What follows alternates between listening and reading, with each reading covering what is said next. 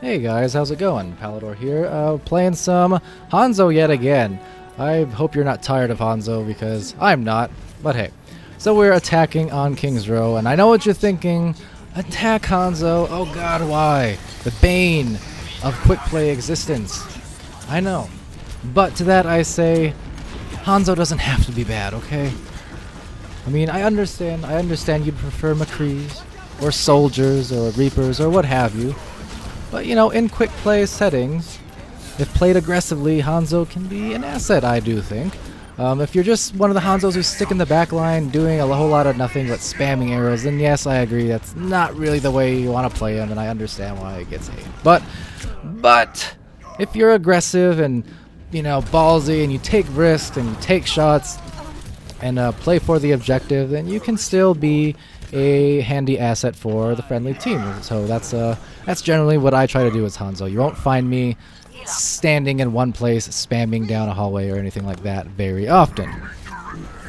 So again, we are on attack and you know, trying to stay at least behind my Reinhardt as much as I can. I don't want to really get up right in the front line, mostly because the rest of our team is not.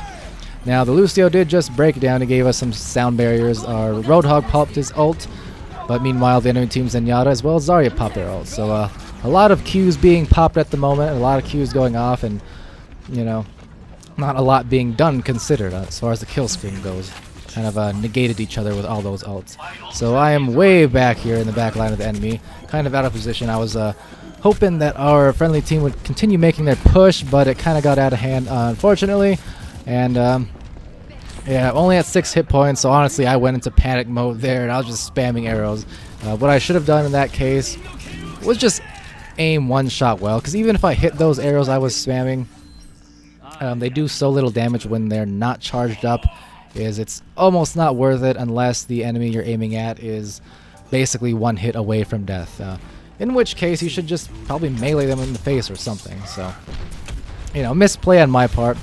In any event, I'm playing pretty aggressive here. I know our Reinhardt's behind me, but I just want to get my Dragon Strike off on the enemy team and try and do some damage that way. I do see the Torbjorn turret and try to take aim, but I feel an itch on my neck from this Zenyatta trying to take some shots at me, so I do retreat a little bit, get a Sonic Arrow off so the friendly team can see what's going on.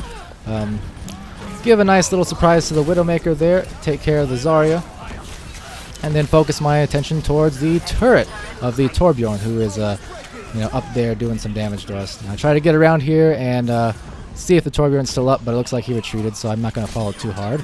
Instead, I'll use my scatter arrow on the Lucio, and that is enough for us to pretty much clear the point. So I'll just give a quick hello to the friendly team, and we will capture point A together. So at this point, the match turns into escort the payload, of course. As much as I would like to get up there and take some shots, I'm just going to stick around the payload to get it out of the little garage at least.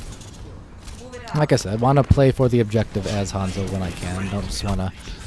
Don't just want to be a lazy spammer.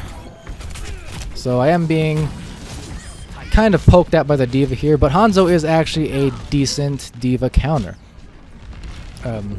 If she's not actively defense matrixing, using defense matrix, whatever, tongue-tied, but yes, if she's not actively matrixing you and your arrows, a fully charged arrow or two will do a lot of damage to you, especially if you hit that big old crit box right in the middle of her mech. So, you know, again, decent counter. Pierce that D.Va's armor and get her out of her mech quite early. This Lucio here is being oddly aggressive. I don't really know what he's doing, but he's trying to get behind on our flanks and maybe get a pick off on someone instead of being at the front line with his team. So I do take him down with a scatter arrow to the feet. So Zarya, the enemy Zarya, gets her ult off, as does a D.Va, and I can't really do much. I fall to the Widowmaker. Did get some kills though, and I am on fire at the moment, so not too bad. We got the payload pushed about halfway to the first checkpoint there. And yeah, team is doing a pretty good job. We have our Ana there, you see, healing us from the back. Got the Torbjorn there, so, you know, as Hanzo, you want to be taking out those turrets. You do some really nice damage to them, so you know, you're kind of the designated turret taker downer, if you will. Man, I can't talk today. Anyway, taking a shot at the Torbjorn, taking him by surprise, and promptly sending him back to spawn. We'll whittle down his turret, take that out, and face to face with the D.Va again. She keeps kind of coming after me, but basically just wait it out, you know? She's going to hold her defense matrix there in front of me. I will just wait it out, not shoot anything, and the moment she starts shooting at me, that's when I send arrows her way and take her out of her mech. Now, of course, D.Vas outside their mech suits still do a whole lot of damage. In fact, oftentimes better damage than when they're in their mech, so you kind of gotta keep that in mind, you know? Don't get super confident just because the D.Va's out of her mech. She will still shoot a hole through your face if you allow her to, and you know, her hitbox does become extremely tiny, so that's another factor to weigh in. Now, I saw that Mei kind of trying to get to our flank, so I was looking for her. She made her way to the back line, trying to take out our healer, our Ana, but we take her out no problem. We managed to get the capture on that little point right there. I'll send a dragon just to kind of zone out people and, you know, see what I can do.